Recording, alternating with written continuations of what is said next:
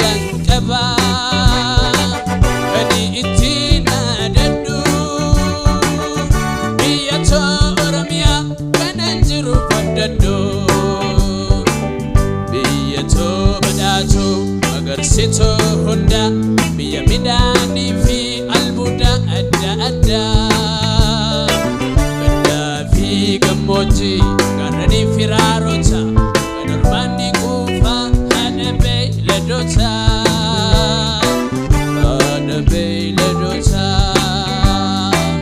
anis biyyan qaba biyya caaltu biyya Oromiyaa kanumaan badhaatu annoora abboodha biyya gootoowwanii biyya hayyuu qaraa biyya bifleewwanii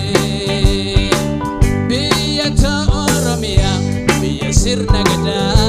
kan ittiin beekamtu mallattoon si odaa anis biyyan qaba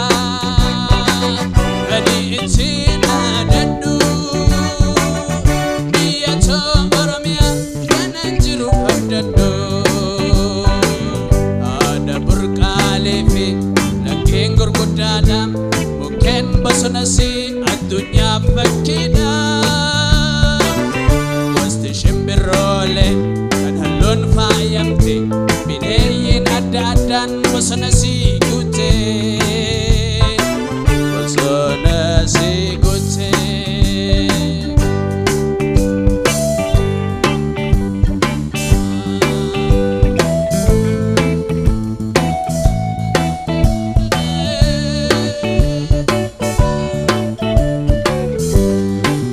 anis biyyan qaba biyya caaltu biyya Oromiyaa kanumaan badhaatu annoora abboodha biyya gootoowwanii biyya hayyuu qaraa biyya bifleewwanii biyya Oromiyaa biyya sirna gadaa kan ittiin beekamtu mallattoon si odaa anis biyyan qaba ani ittiin naadadhu biyya Oromiyaa kanan jiru abdadhu gannaa fi bonnisi nama gammachiisa hayyuu Oromiyaan hoggayyuu ameessa ittiin bulmaanni isii seera abbaa gadaati dimokiraasiin mara ilmaan ishii hammattee ilmaansi hammattee anis biyyan qaba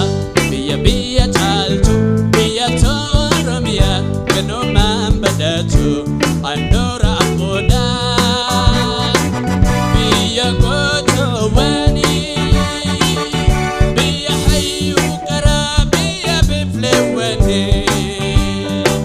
biyya Oromiyaa biyya sirna gadaa kan ittiin beekamtu mallattoon si odaa anis biyyan qaba